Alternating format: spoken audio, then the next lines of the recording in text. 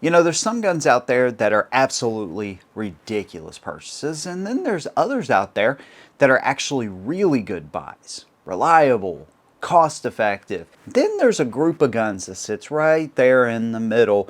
These are the dumbest guns that people are still purchasing in 2026. And those are the ones that I want to focus on.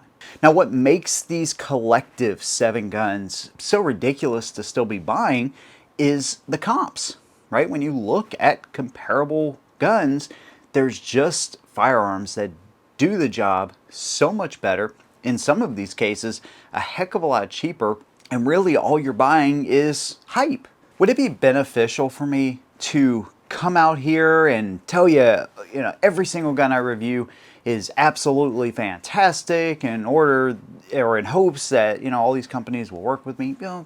Maybe. Yeah, actually it would. But after doing this for so long, I just find it, more genuine and more helpful to actually tell you some of these guns. So I'm just going to give you my opinion, of course. You may agree, disagree, whatever your opinion is, leave it down below. What is the worst, absolutely most ridiculous gun that you've ever considered buying or that you actually have bought? Let me know down below. Let's go ahead and jump right in. Well, here's one that you probably didn't expect to see, but it's a specific variant of the SCAR. Now, the most useless SCAR, in my opinion, is the 15P. But then you also have the 16S. Okay, here's the thing. I absolutely love the SCAR, you guys know that, but it's the 308 versions of the SCAR. And even those are ridiculously expensive. But I have to ask, what does this gun do any better that a high-end AR can't? Here's the other thing. Why do we buy ARs? Why are they so freaking popular in the United States? Well, cost of the ammo, availability, and effectiveness. So why then, if that is the draw to that specific round, do we just completely obliterate the budget and take a gun like this that's sitting at an MSRP of almost $4,000? But even in FN's own lineup of ARs are like half the cost of this. Look at Smith & Wesson, Ruger, PSA if you like their stuff, Daniel Defense even, right? High-end stuff. Doesn't matter. I mean, all of them are significantly cheaper than this platform. And remember, when you buy a rifle, you got to buy an optic to go along with it. It's almost a necessity. When it comes to a soft shooting gun, yeah, these are extremely soft shooting, okay? But for a 5.56 application, I think for most people, it's just way more than what you need. And I would rather see somebody take that extra $2,000, let's just say, and invest in additional ammo and training and, a good optic even, than just blowing it all on the gun because it's the SCAR, right? Even if you don't want to get into the AR market and you're like, dude, they're just kind of boring, whatever. Take something like the CZ Bren 2, the Sig 516 G3, the MCX platform, whatever, right? These are expensive guns, piston-driven guns, which I tend to prefer. I like the controls of them and all that kind of stuff, but they're even still significantly less. And I cannot tell you with a degree of certainty that I wouldn't trust any of those piston guns, or even some of the direct impingement, like the good direct impingement traditional AR systems. I would still trust those as much or maybe even more than the SCAR. Look, there's some really great things about this platform, and I've made no bones about the fact that I like it, but in the 5.56 version, then the pistol version, it's just too much money. They're not cutting you a break at all when it comes to pricing. A couple $100 here and there, big whoop-de-doo, right? When you're talking about $4,000, it's like, oh, hey, thanks for the discount. There's just nothing this 5.56 rifle does that really justifies the cost at all. And so speaking of the SCAR 17, okay, there's so many different applications that you can use for this platform because it's in 308. Is it still ridiculously expensive? Of course it is. But here's the thing, at distance, right, you're talking about double the foot-pounds of energy, where 5.56 will start to drop off, especially like its effectiveness, 400-500 yards, okay? 308, 600 to 800 yards, 1,000 yards, depending on the application sometimes. So you really have a round that of course is more expensive, but that gives you so much more performance in the gun. And in 308, this platform makes more sense, right? More weight. This one actually uses the new two-piece bolt carrier group with the hydraulic buffer, so it's a lot lighter shooting than the original. But even the original was one of the best shooting 308s on the market. Plus hunting, its capabilities there, of course, are unmatched when you compare it to a 5.56. Wind resistance, 308 is superior to 5.56. I love 5.56, but I'm comparing the platforms, okay? And if you're going to spend that much money, going with a 5.56 just doesn't make a lot of sense to me. Well, I guess I need to go ahead and air the dirty laundry out and tell you about the next gun, which you see here in my hands, which is the Kriss Vector. I get the appeal to this gun. It shows up in video games and movies potentially, okay, whatever. Definitely video games. And it's cool, it's futuristic. Now the idea behind it was pretty genius, okay? Traditional guns, the bolt fires, the gases come back on the bolt comes straight back, comes back forward, strips a new round. Okay.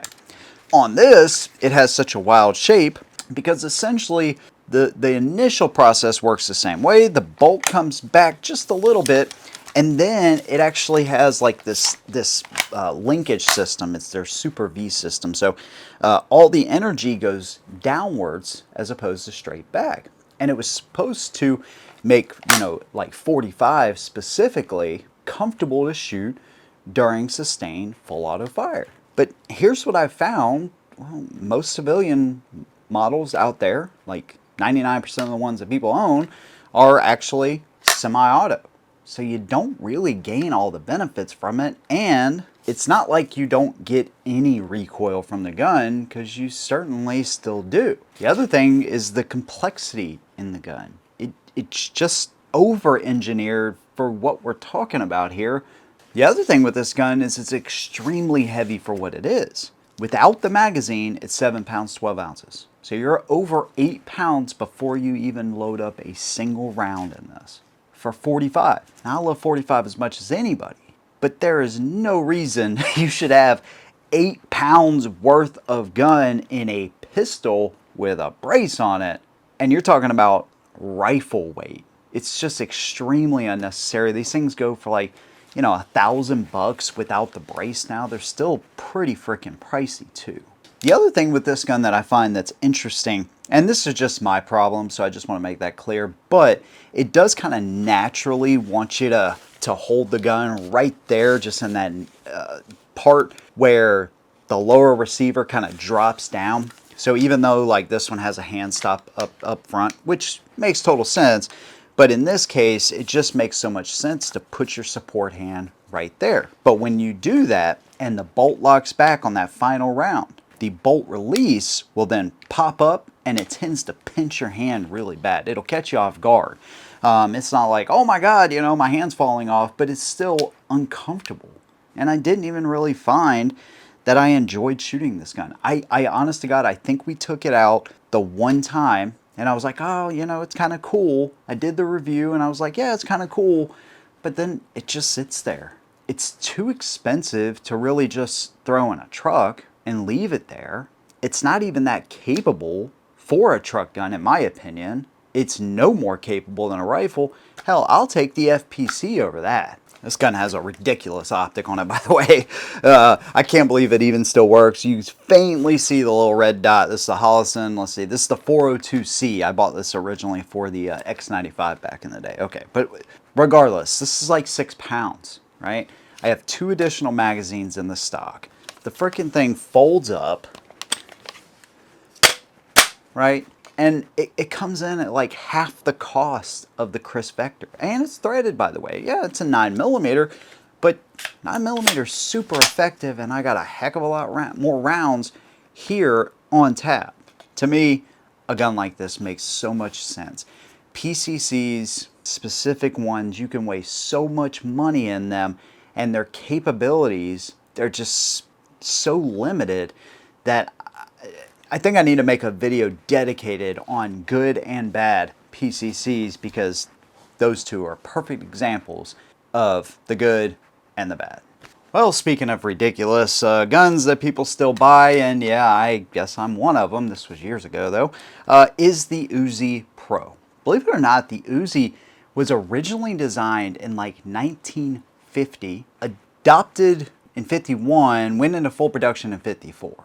This thing's been around a long time. And so IWI decided, hey, let's bring this thing to the civilian market. And they still use it, I think, to an extent in their military, okay?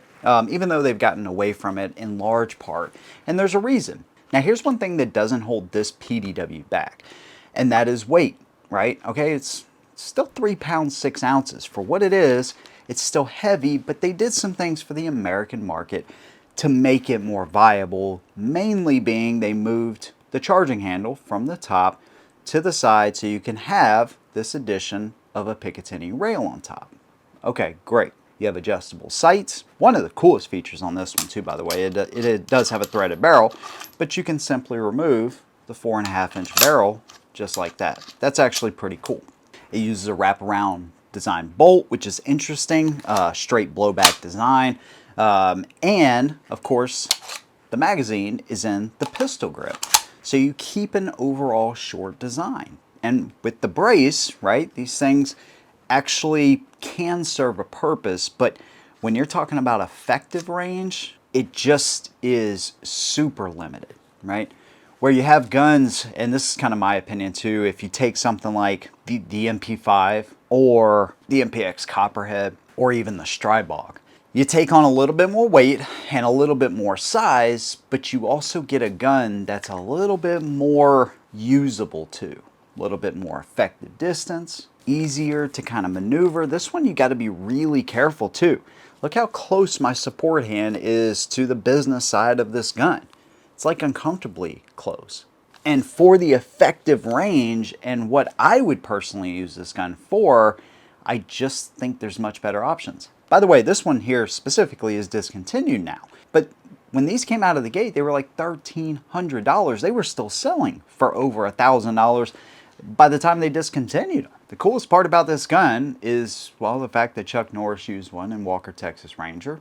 Rest in peace to an absolute legend. And the fact that it's discontinued, you can't get them, so I just kind of hang on to it and, hey, see what happens. Maybe we'll have a Kalashnikov USA type of situation happen again. Either way, I just don't find where it's that useful or practical, I think, for most people, or at least in my situation. Its limitations, compared to its costs, compared to the comps that are out there, just doesn't make sense.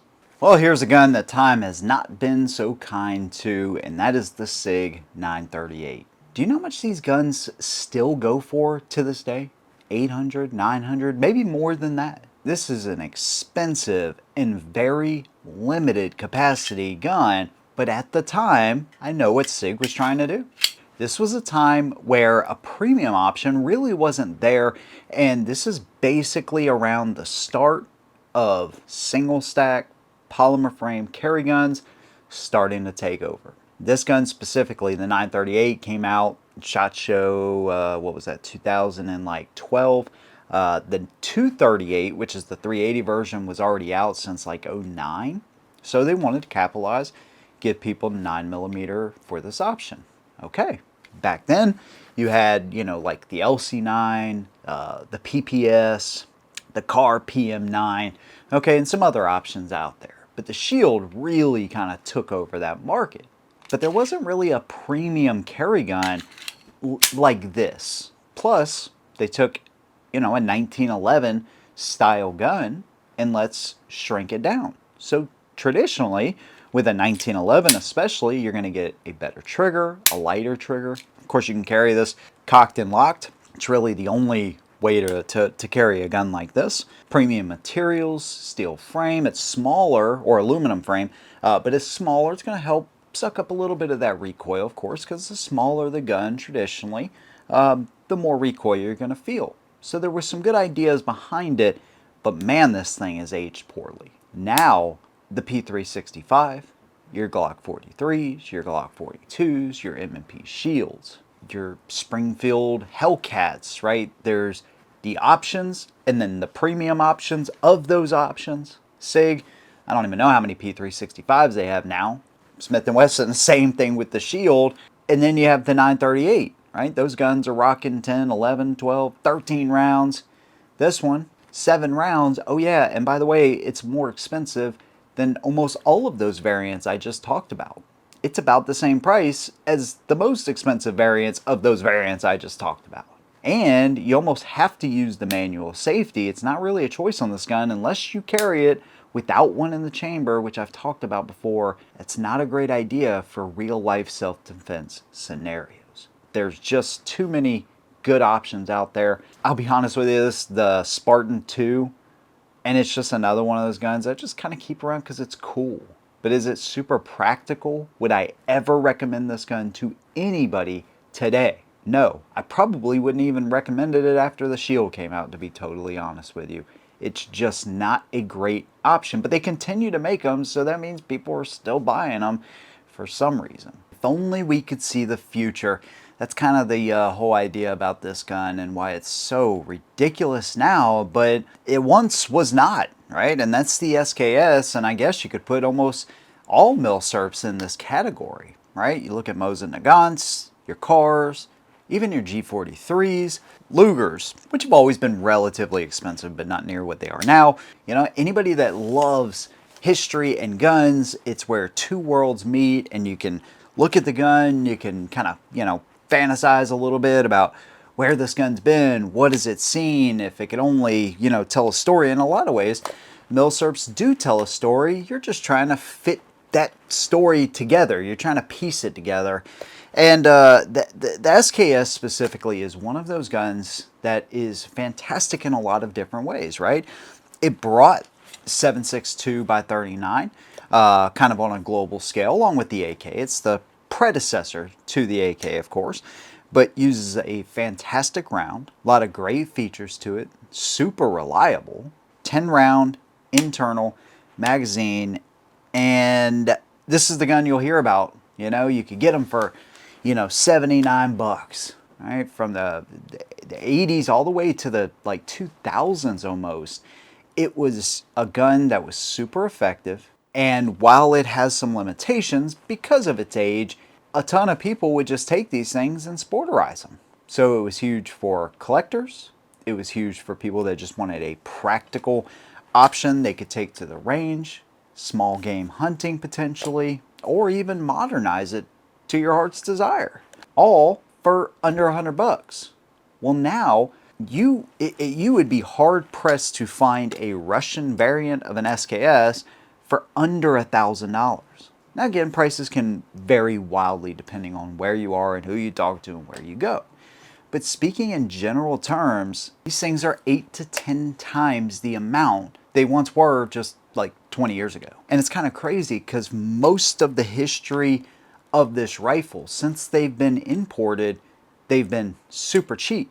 It's only really over the past, I guess, 20 years that these things have skyrocketed. But here's the thing, it may have been like a long time coming. I was just kind of looking this up and seeing why we had like this massive spike.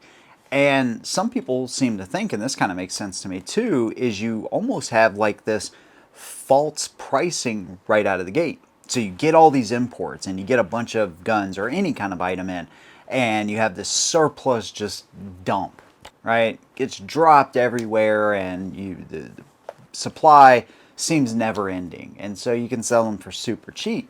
So for decades almost, right, this gun and some other milsurps were running on this false pricing and this false kind of premise that these guns were just cheap from the beginning, but that's not the case, right? When you look at what it took to actually build these guns, which is equivalent to, you know, roughly like an AK, 40 to 80 bucks per gun, adjusted for inflation today, anywhere from 500 to 1,000.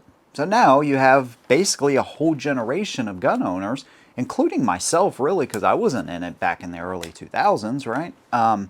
You have a whole generation of gun owners that are just kind of used to paying thousands of dollars for some of these guns, and that just kind of is what it is. And it seems like every single year the price continues to rise, to the point where milsurps have a completely different kind of place in gun owners' minds. And our collective kind of goes to the collector now, right? It's not just a gun where you can arm 10 people for $1,000, right? It's like, hey, dude, if I buy this gun, my hope now is that it goes way up in value. And if I ever decide to sell it, my return on investment now is what I'm looking at, not the fact that this is a really cool gun that you can just get for cheap.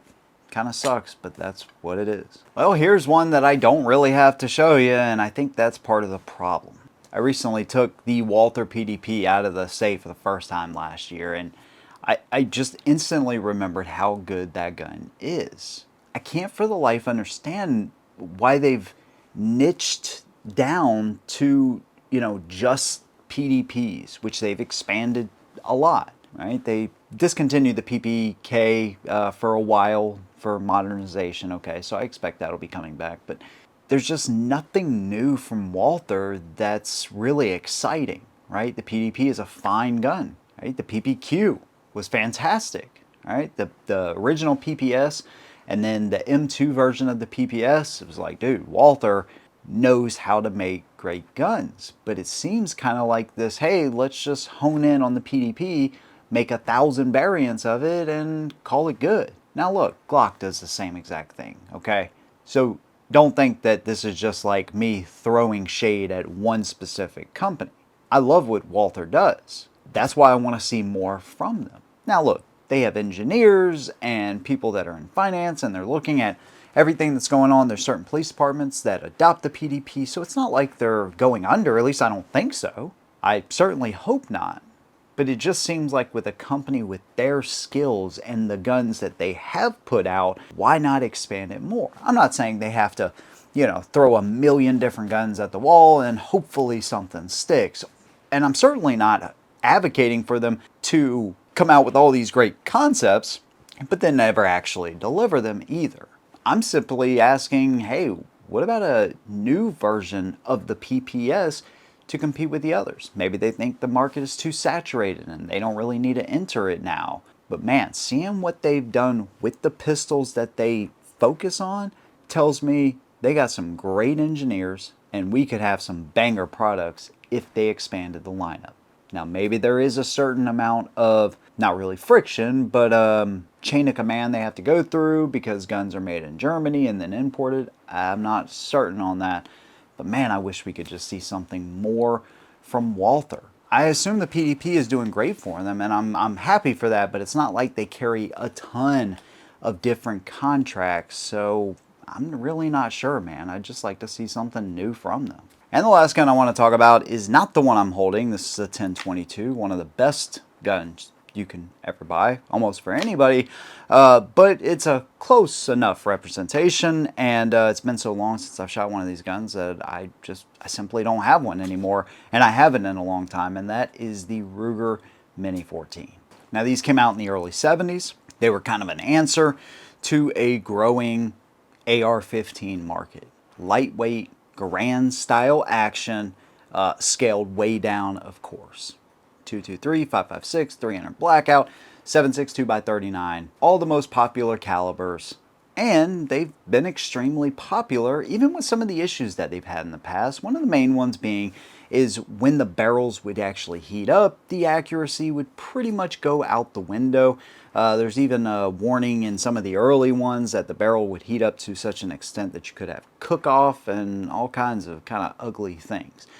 So typically they weren't known for being the most accurate, but I think in 2005 they changed the design. They now have a cold hammer forged barrel, much better accuracy, better sighting.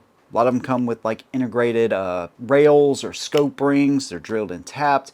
So you can accessorize them, but it clearly is not a better option than almost any of the mid-range ARs on the market, especially when you start comparing the price of these things. MSRP, $1,200, $1,400. And because of the way the Garand style action is manufactured, it's kept them more expensive than most of the mid-range ARs out there and less capable as well. You can't customize them nearly as much as you can, of course, a traditional AR. The magazines are proprietary too, by the way. and they're much more expensive, but they're probably the only ones you want to run in like a Mini 14 or a Mini 30. Some of the aftermarket magazines for them are kind of known for just being very spotty reliability-wise at best. But Ruger keeps making them, and that means people are still buying them. And even Ruger themselves make a gun that's better than the Mini 14 in their own AR lineup, and their SFAR and 308, and countless other companies. You're getting into higher range ARs at that point, and like I said, with the capability, the customizability, the sleekness, the accessories, everything, I would much rather have an AR than a Mini 14 any day. So anyways, those are 7 guns that I honestly can't believe people are still buying. There's some of the more worthless guns, and when I say worthless, that's pretty harsh, but you understand what I'm saying. There's just better options out there, and in one of these cases, I just want them to make something different. I don't know. That's just my opinion, though. I'd love to hear yours. Let me know what you think down below. Big thanks to you guys. See you in the next one, and as always, hold them down.